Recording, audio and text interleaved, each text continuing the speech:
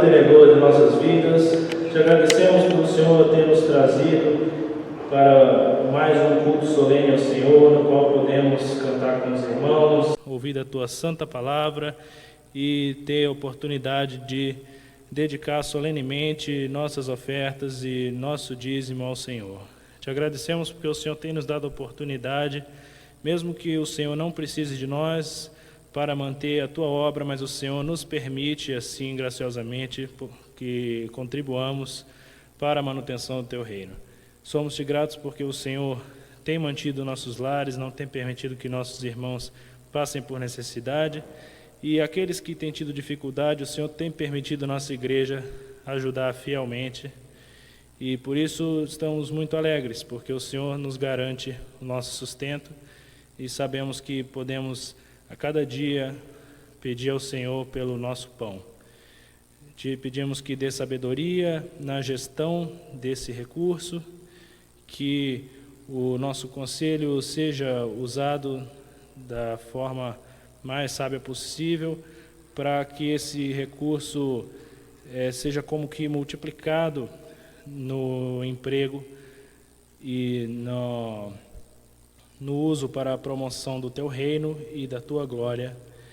Te pedimos essas coisas em nome de Cristo Jesus, o nosso sustento eterno. Amém. A igreja pode se sentar? Vamos fazer a leitura do Catecismo Maior, a sua pergunta de número 72. Eu pergunto e a igreja responde a uma só voz. Igreja, que é a fé justificadora?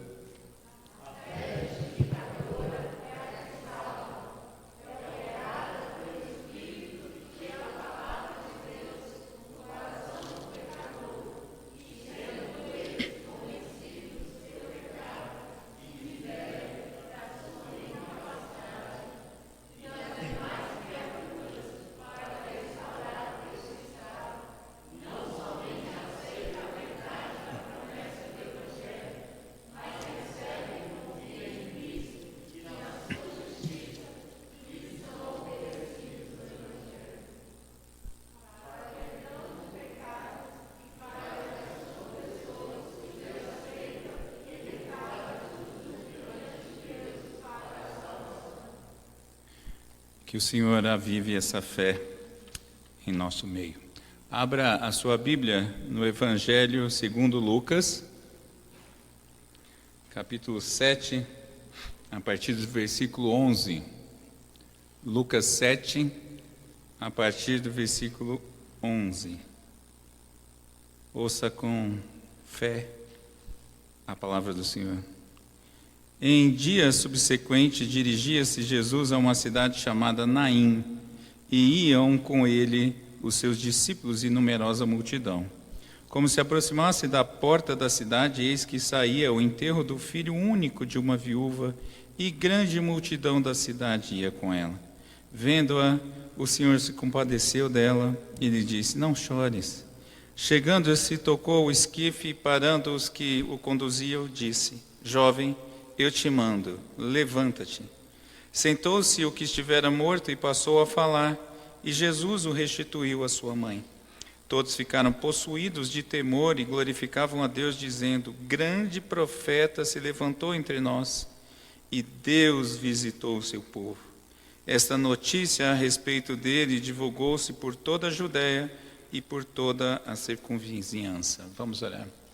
Ó Senhor, que o Teu Santo Espírito haja em nós neste momento, que o Senhor se manifeste em nosso meio, em nosso coração, em nossa mente, em nossa alma, de tal sorte que saiamos daqui nessa noite edificados pela Tua Santa Palavra. Faz isso, Pai querido, nós te suplicamos em nome de Jesus. Amém. Meus irmãos, nessa noite nós vamos ver um encontro curioso, um encontro de dois filhos únicos. E essa expressão enfim, fala comigo de alguma forma, porque eu sou parcialmente filho único. Isso é uma confusão até hoje para explicar, né? Quem é temporão, filho Meu pai ficou viúvo, depois se casou, e da minha mãe eu sou filho único. Ele tem que explicar que eu sou filho único por parte de mãe e tal. Mas eu também tenho uma outra relação com esse texto, porque eu também tenho uma mãe idosa, não é? E aí esse texto tem essas referências, né? Mas no dia de hoje, nessa noite, se a gente estivesse falando do nosso tempo, uma idosa perdeu o filho único, sem ter netos, sem ter qualquer geração, hoje em dia já é algo bastante difícil, não é? Mas isso, meus irmãos, era muitíssimo pior nos tempos de Jesus, e nós vamos ver isso ao longo do texto. E a partir do texto, nós vamos ver 3 aspectos. Nós vamos ver uma realidade desoladora, um milagre supremo e a manifestação da glória de Deus. Bom, mas esse texto está, obviamente, dentro de um contexto. O versículo 11 começa dizendo que em um dia subsequente. Subsequente a quê? Bom, domingo passado nós vimos, é o dia subsequente à cura do escravo, do servo do centurião, aquele jovem que estava à beira da morte, estava por um fio. Jesus havia curado a vida desse homem, salvo esse homem da morte. Então essa é a noção, Cristo já vinha de um milagre grandioso. E quem participa deste texto que nós acabamos de ler? Não é? Bom, nós temos Jesus, os seus discípulos que estão ali, com certeza, e diz o texto, uma numerosa multidão. Essa expressão aparece algumas vezes, ou expressões parecidas a essa, e ela me impressiona. E talvez eu seja o único que olhe para isso, mas essa hipérbole, né? Porque numerosa já é muita gente, multidão já é sinônimo de muita gente. E o texto bíblico no grego diz isso, numerosa multidão, ou seja, é gente, nos dias de hoje a gente diria gente para dar com pau, não é? É muita gente acompanhando a Cristo. E eles estão seguindo para Naum. Naum é um povoado, meus irmãos, que nem é citado em nenhum outro lugar mais da Bíblia, não é? E ele é um povoado que os estudiosos, os historiadores, os pesquisadores entendem que ele fica perto de Nazaré e aproximadamente, essa conta muda um pouco, mas aproximadamente 33 quilômetros de Cafarnaum, da onde Cristo estava, onde ele curou aquele jovem. Então, veja, o Senhor Jesus está nesse contexto, ele está indo com essa turma chegando em Naim, nesse pequeno vilarejo, e acontece algo, e é a partir desse algo que nós vamos observar. Bom, em primeiro lugar, o versículo 12 já conta o que é uma realidade desoladora, uma situação extremamente triste. Quando eles estão chegando na entrada da cidade, veja, Jesus e uma grande multidão, chegando na cidade, nos portões da cidade, tem um outro grupão saindo também. E esse outro grupo é um cortejo fúnebre, é um pessoal carregando um morto, não é? E quem é esse morto? Diz o texto que é o filho único de uma viúva. E ela estava acompanhada de grande multidão. Olha aí de novo a expressão parecida, né? Então 2 grupões se encontram ali, e nesses 2 grupões cada grupo tem o seu filho único. E alguém já disse, o Hernandes Dias Lopes comenta algo mais ou menos assim, que a caravana da vida encontra a caravana da morte. Achei essa expressão bastante expressiva, não é? O terror da vida, que é a morte, encontra o doador da vida. Esse é um encontro que está tendo ali nos portões da cidade de Naim. E o Hernandes Dias Lopes também tem uma percepção interessante, mas outro comentarista também fala disso. Meus irmãos, vamos olhar para a dificuldade desse contexto. Por que aqui é uma situação tão triste? Bom, em primeiro lugar, morreu um jovem, certo? Isso já é algo triste. Quando é uma pessoa muito idosa, isso já é um tanto quanto esperado, não é? O John Boyce, um comentarista, ele fala que ele lembra, né, que também morrem aqueles que menos esperam a morte. João Boas está lembrando que o jovem também morre, não é? Esse texto já começa nos lembrando disso. Mas, veja, então morreu um jovem, mas esse jovem, ele é um filho único. Ou seja, a família já fica sem aquele único que tinha. Mas ela piora a história, porque é o filho único de uma viúva. Meus irmãos, esses três aspectos desse assunto nos mostra algo que é bastante difícil, bastante dolorido. Veja, ele é o filho único de uma viúva, e isso significa que aquela mulher agora, obviamente, estava profundamente triste. Isso o texto não precisa dizer, a gente consegue perceber isso, não é? Ela está vendo o fim da sua linhagem, porque não vai conseguir ter netos, o seu sobrenome vai ser apagado dali, o marido já foi, agora o filho único. Mas tem mais do que isso, meus irmãos. Ficar sozinha, uma mulher ficar sozinha naquele tempo, significava ficar desamparada, sem o seu protetor e sem o seu provedor. Acabou. Porque o homem, o filho homem, e no caso o único, era o que daria sustento para ela. Precisamos lembrar que as mulheres não trabalhavam naquele momento da história. E agora essa mulher está profundamente triste. É tristeza para todo lado, não é? Para onde ela olha, o quadro é desolador. Então é esse o cenário que nós temos aqui. Mas o texto diz que acontece um milagre supremo. Primeiro, Lucas começa dizendo que o Senhor se compadeceu dessa mulher sofrida. E mais, o Senhor agiu sem que ninguém pedisse. Lembra no texto passado, o centurião manda chamar Jesus, porque o servo dele estava quase à morte? Agora não, a mulher talvez estivesse ali pensando, acabou, minha vida acabou, não tem mais para onde olhar, não tem mais esperança para mim. E ninguém pediu para Jesus fazer nada. E o Senhor Jesus é que toma a iniciativa. E é a primeira vez que Lucas usa a palavra Kyrios, que é Senhor. Lucas já está dizendo aqui que é o Senhor Todo-Poderoso que vai falar, que vai agir. Lucas já dá a dica. E diz o texto que o Senhor se compadeceu. Ele enxergou a dor da viúva. Ele viu aquela sofrida mulher no meio do encontro das multidões. Porque, veja, dois grupões se encontram. Talvez tenha tido ali poderia ter tido algum tipo de tumulto, não é? Mas o Senhor olha exatamente para a mulher sofrida, para a viúva, não é? Ela não passou despercebida aos olhos do Senhor. E o termo aqui, meus irmãos, para compaixão, é curioso porque é como se o coração saísse em direção ao outro. Essa é a ideia, uma coisa do âmago, do interior, não é? O Senhor se conectou com o sofrimento dessa mulher, ele entendeu plenamente o que estava acontecendo ali. Mas vamos olhar um pouquinho mais para esse aspecto da compaixão de Cristo. Em primeiro lugar, ele começa com um consolo. E ele diz simplesmente assim, não chora. Não chora. Agora, meus irmãos, Jesus conhece o interior das pessoas. Ele sabe o que é melhor para a necessidade de cada um.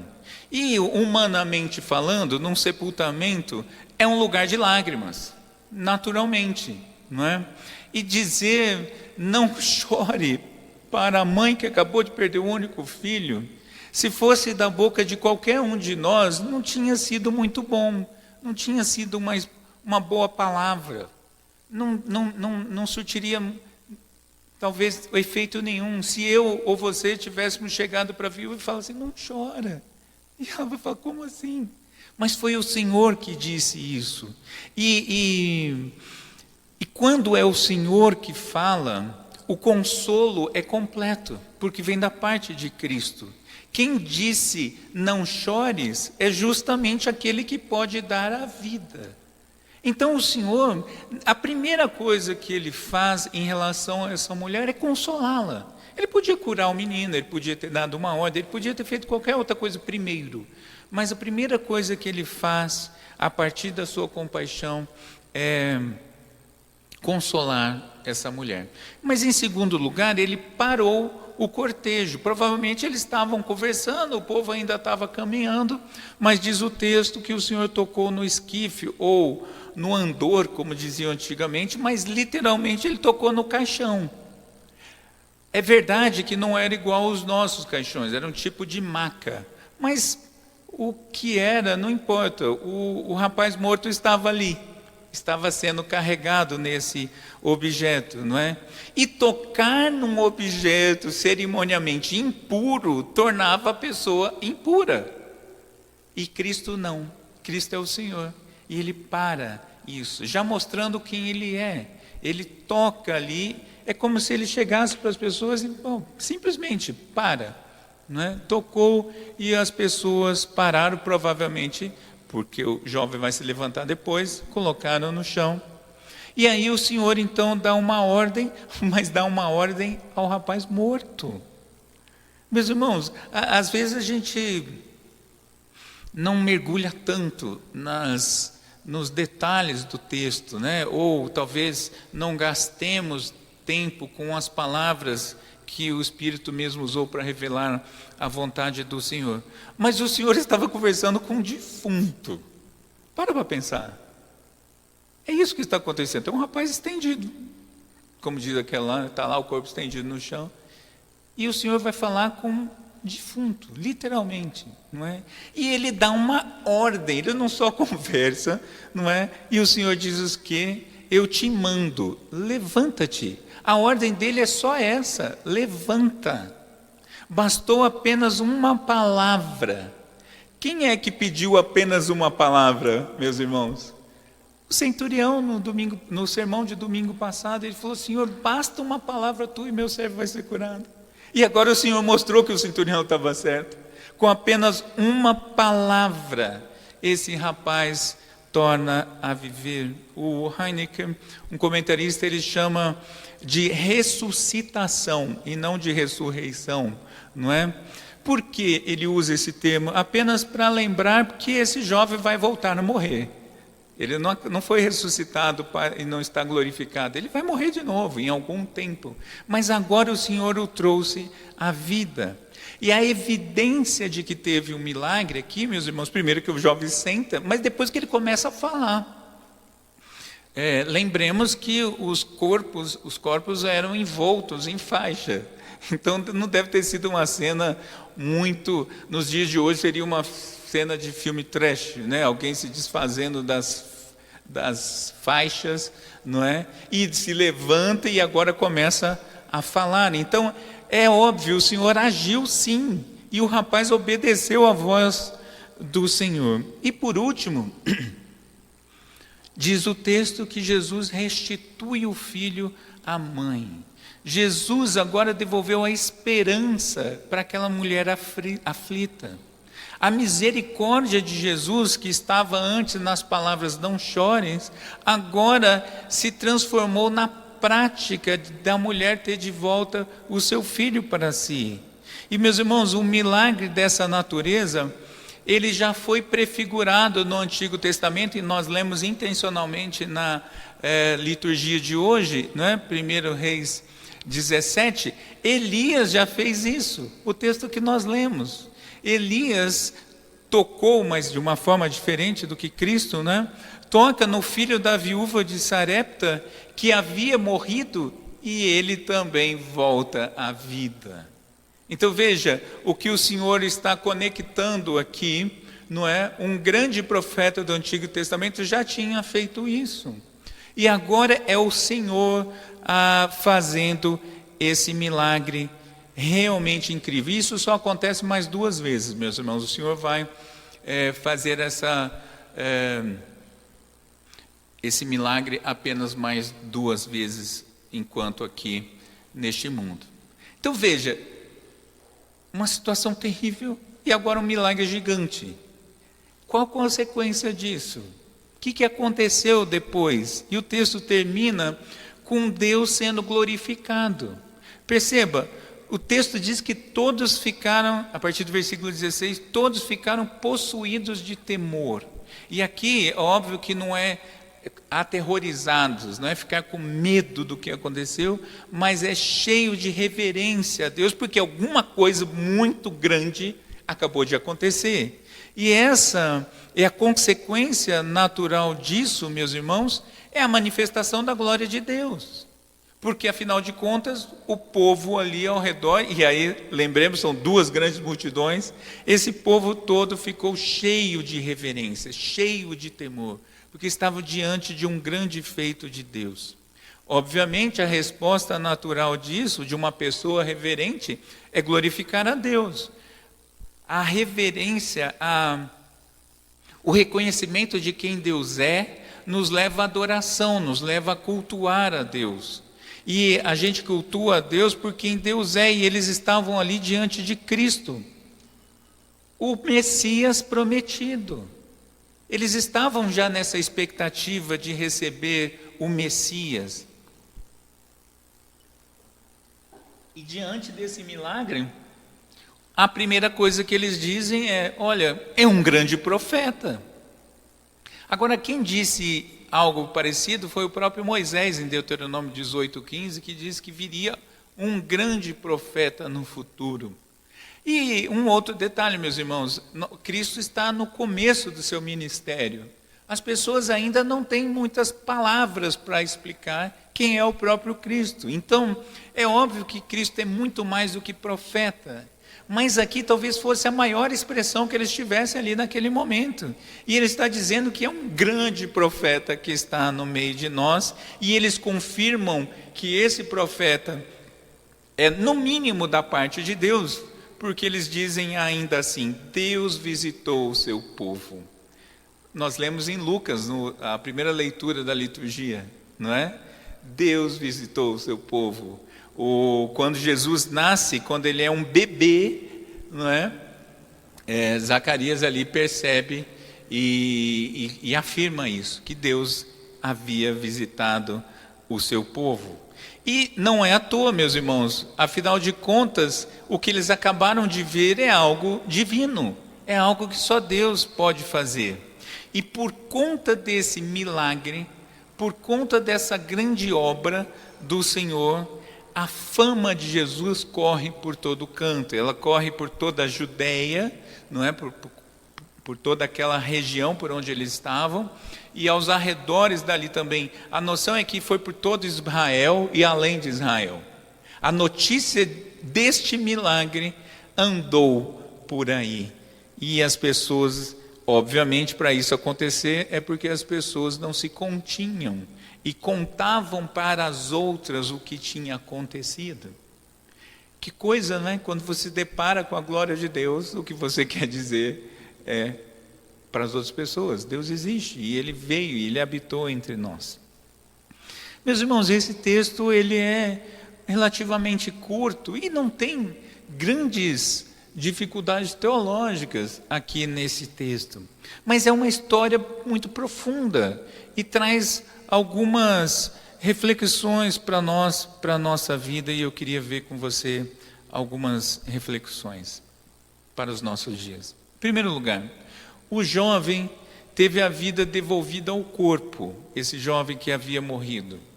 Mas, como eu já disse, esse jovem vai morrer uma segunda vez, porque ele não vai ser assunto aos céus, não é?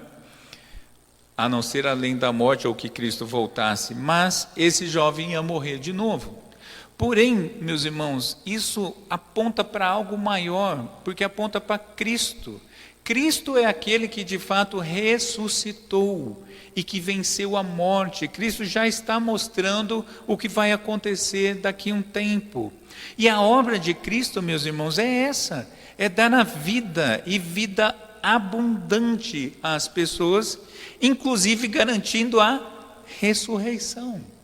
Daí não precisarmos temermos a morte, porque Cristo já venceu a morte. Nós somos esses que deitaremos e logo levantaremos. Porque fecharemos os olhos aqui para este mundo e abriremos os olhos para Cristo, porque Cristo ressuscitou e Cristo já fez essa obra em nossas vidas, já garantiu isso. E quando o Filho único morto foi encontrado pelo Filho único de Deus, não é? A vida voltou àquele jovem. Agora, cada pessoa, meus irmãos, neste mundo se move, antes de conhecer a Cristo, não é? Se move espiritualmente morta. O que acontece no mundo quando a pessoa ainda não reconheceu a Cristo? Ele é um morto espiritual. A figura mais próxima, talvez, que nos ajude a entender, é a de um zumbi, desses filmes de zumbi, que é um corpo que anda, mas não tem vida. Faz coisas, mas não é um ser vivente mesmo. Por isso, meus irmãos, que a obra de Cristo é tão importante, porque é a obra dele que dá vida, e nós fomos aqueles que um dia estávamos mortos nos nossos delitos e pecados, e o Senhor nos encontrou, e nos chamou pelo nome, e nos chamou com a mesma ordem: levanta da morte, porque agora você vive. Meus irmãos, você já pensou nisso? Que você já ressuscitou em Cristo? Não plenamente, porque isso ainda vai acontecer, no nosso caso, não é? Mas nós já ressuscitamos em Cristo, nós já vencemos, a obra de Cristo já conquistou por nós a vitória sobre a morte. Então, isso não deveria, isso deveria nos dar tamanha convicção e força que não temeríamos mais a morte física deste mundo. Não porque o Senhor vai nos ressuscitar aqui, mas porque Ele vai nos ressuscitar para Ele. E Ele já conquistou isso para nós. Aqui, aquela multidão ficou maravilhada, porque viu uma pessoa morta reviver. Mas nós estamos além disso, nós já vimos Cristo reviver. Cristo já fez essa obra. E Ele já nos levou juntamente com essa obra. A gente precisa ficar mastigando esse pensamento, especialmente nos nossos dias, meus irmãos, em que morte é um assunto da pauta. Qualquer coisa que você abrir e ler, essa palavra vai estar lá nos dias de hoje, não é? Mas isso não deve nos abalar, porque se a hora que acontecer conosco, e vai acontecer, salvo se Cristo voltar antes, nós somos esses que já fomos ressuscitados com o Senhor. Mas, em segundo lugar, meus irmãos, quando a gente olha para o texto de hoje, a gente percebe que aquele cortejo fúnebre se tornou numa festa para celebrar a vida. Agora duas grandes multidões que estão celebrando a vida dada por Cristo. E é verdade, meus irmãos, que a morte é a maior e a mais terrível consequência do pecado. Se a gente precisar, se você uma hora precisar contar para alguém qual é a maior consequência do pecado, ela é a morte. E por isso que ela é terrível. Porque ela está totalmente fora do que estava idealizado para o Éden, não é? A morte, como eu disse há pouco, ela tem sido pauta nos nossos dias, matérias jornalísticas, conversas, rodinhas, mídias sociais, nós estamos vendo isso. Porém, meus irmãos, o povo de Deus não pode perder a perspectiva correta. Nós não devemos ficar olhando para a morte, nós devemos celebrar a vida, porque Cristo venceu.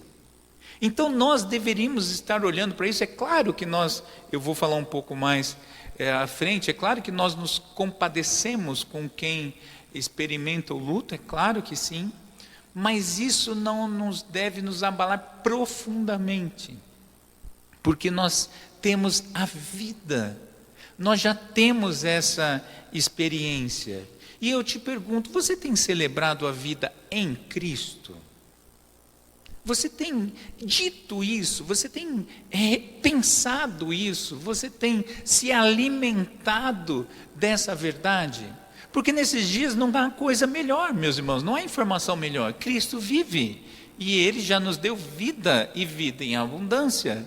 Então não precisamos cair nessa situação, e sim, uma situação real, é óbvio, mas que está arrastando muita gente para a tristeza, para a desolação, para até mesmo a depressão. Mas um quadro de desolação muito pior foi resolvido por Cristo. E esse quadro tem a ver comigo, com você. Nós estávamos mortos.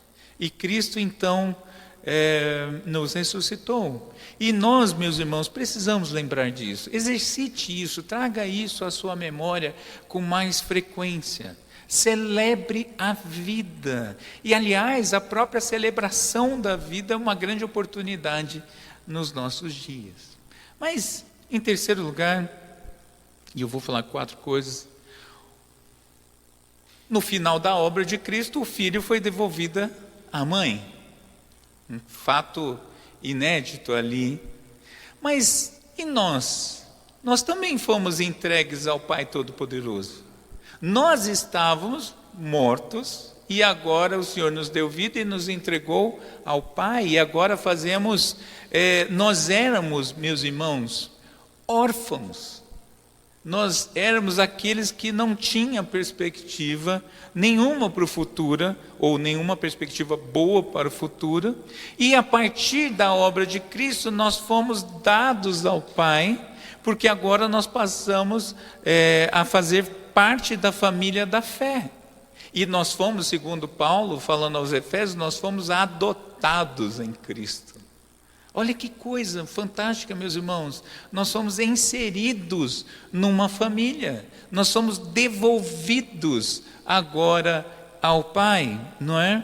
E mais, nós temos a Cristo como irmão mais velho. Se antes nós éramos filho único, não é? Agora nós temos um irmão mais velho e temos outros irmãos a nos rodear. E isso deveria nos levar, meus irmãos, à pergunta: nós temos nos alegrado com a família da fé? Porque veja, não há grupo de pessoas melhor do que a família da fé, pelo menos para o crente. É claro que existem muitos grupos legais aí fora, não é? Por exemplo, o motoclube, né, Mateusão? Uma galera legal. O time de futebol que joga no final de semana, as amigas que se encontram com frequência para fazer X coisas. Existem grupos legais aí fora, sem sombra de dúvida. Mas qual é a conexão que nos une a essas outras pessoas?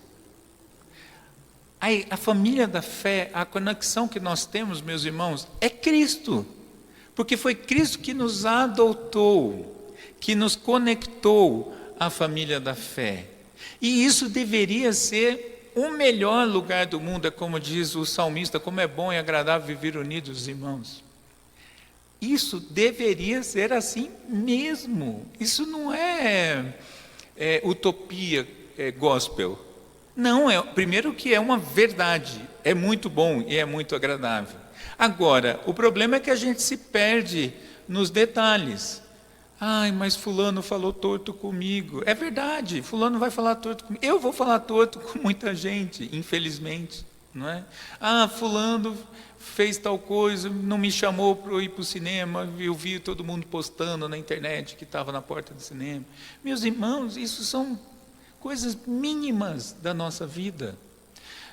Um pastor, há muito tempo atrás, contando uma historinha para explicar a conversão, eu já contei isso algumas vezes, mas eu gosto dessa historinha. Nós somos, na conversão, nós nos tornamos porco-espinho na neve. Veja, o porco-espinho não foi feito para viver na neve, não é? E a única solução para nós é vivermos bem juntinhos. A única chance que nós temos para escapar do frio da neve é viver juntinho. Mas pense porco-espinho se juntando, se cutucando, se espetando. É ferro afiando ferro, meus irmãos. É claro que vai ter situações desconfortáveis, mas ainda assim é o melhor grupo para nós estarmos. A família da fé é aquela que nós fomos inseridos pelo próprio Senhor. E agora nós temos o mesmo Pai, o mesmo Senhor, o mesmo, graças à obra de Cristo. Então valorize mais a fraternidade, meus irmãos. Né? Normalmente a gente usa muito a palavra irmão, né? Principalmente quando não sabe o nome, né? Ô meu irmão, ô minha irmã, tal. Mas isso diminui tanto o que significa ser irmão em Cristo. Essa fraternidade é preciosíssima, porque a conexão dela foi feita a partir do sangue de Jesus derramado na cruz do Calvário. Então nós devemos exercitar mais isso e nos alegrarmos mais com a família da fé. E por último, meus irmãos, olhando para o que aconteceu, aquelas pessoas todas se depararam com uma obra gigantesca, não é? Aconteceu um milagre ali extremamente surpreendente, não é? E agora eles viram a obra de Deus manifestada na sua vida. Qual foi a consequência ali que a gente viu? A glória de Deus foi manifestada por onde as pessoas iam, porque agora elas saíram contando para as pessoas o que tinha acontecido. E a lição para nós aqui, meus irmãos, você tem anunciado a sua história de ressurreição espiritual? Às vezes a gente ouve a pergunta, como que eu evangelizo? Eu não sou um teólogo, eu não tenho muita formação teológica. Eu sempre pensei talvez a porta mais fácil de usarmos na evangelização é contar a sua história, contar o que Cristo fez. É você dizer, eu era morto, eu estava morto, o Senhor me chamou pelo nome, eu me levantei do caixão e passei a falar com Ele. E eu quero te falar mais sobre isso. É isso, meus irmãos. Nós devemos contar essa maravilhosa notícia, porque nós estávamos no império das trevas e fomos transportados para o reino da maravilhosa luz de Cristo. Você tem tantas palavras para contar essa história maravilhosa. Você pode contar, por exemplo, que você foi alvo da misericórdia divina, que você estava aflito neste mundo caído, estava perdido, cego, não sabia por onde andava, batendo cabeça por aí, e um dia o Senhor te viu e disse para você, não chore, agora eu estou contigo e eu vou te dar vida.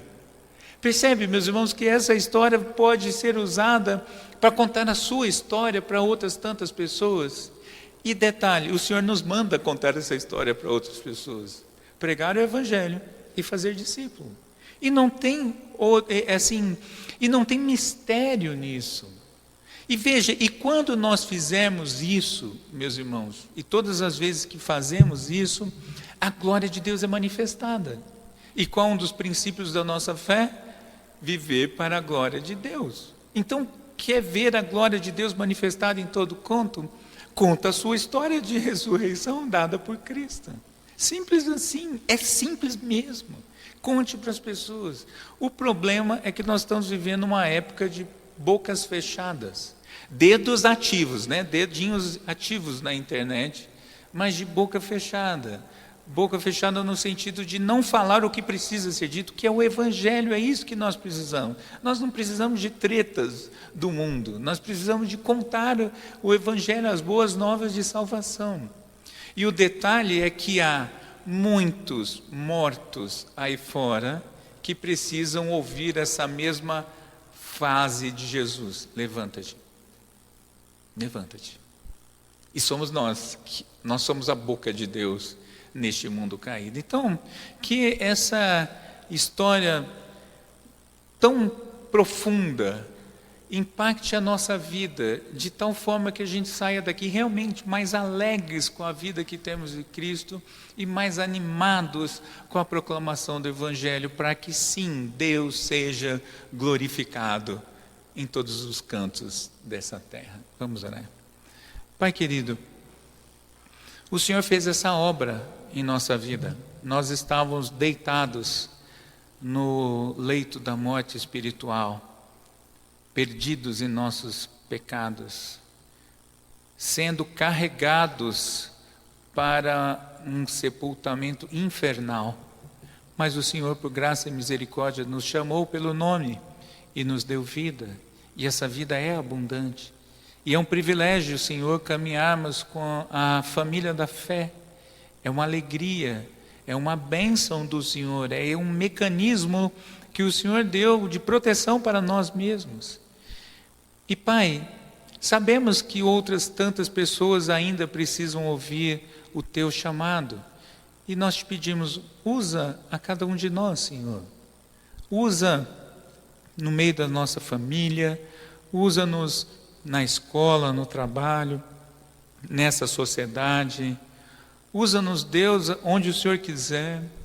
Quem sabe do nosso meio o Senhor levante pessoas para ir anunciar o Evangelho em outros cantos.